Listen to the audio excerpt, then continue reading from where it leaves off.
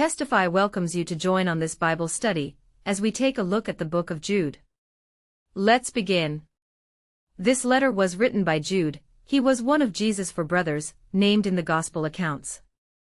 None of them followed Jesus as the Messiah before his death, but they all became his disciples once they saw him risen from the dead. All of these brothers became leaders in the first Jewish Christian churches or communities. Jude becomes aware of the crisis in the church, which is the appearance of false teachers infiltrating the church. In chapter 1, Jude speaks about continuing in the faith, and explains why they should continue in their faith through the Messiah Jesus.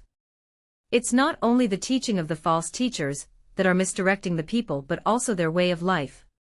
Jude uses examples of the Israelites who rebelled against God, in the wilderness, had got what they wanted, and they were barred from entering the promised land and died in the middle of nowhere.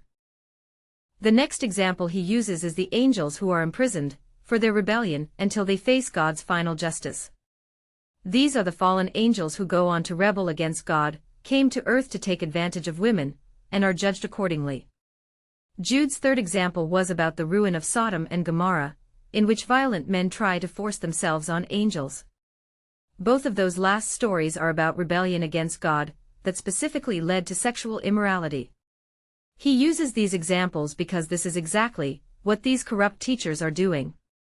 This all connects to the second trio of examples about rebels who went on to corrupt others. Cain murdered his brother, and went on to build a city where violence reigned.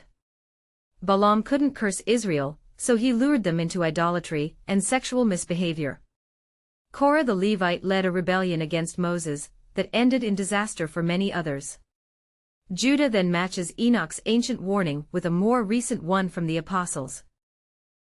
Peter, John, and Paul all predicted that corrupt teachers would arise and distort the good news, denying Jesus by their actions. Jude then explains to believers how to contend in the faith, and here is how.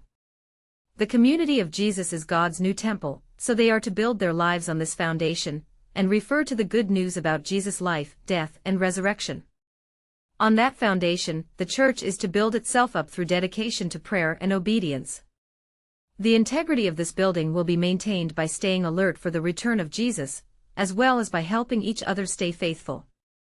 Judah concludes by praising the God, who will protect his people and keep them from falling too far from his grace.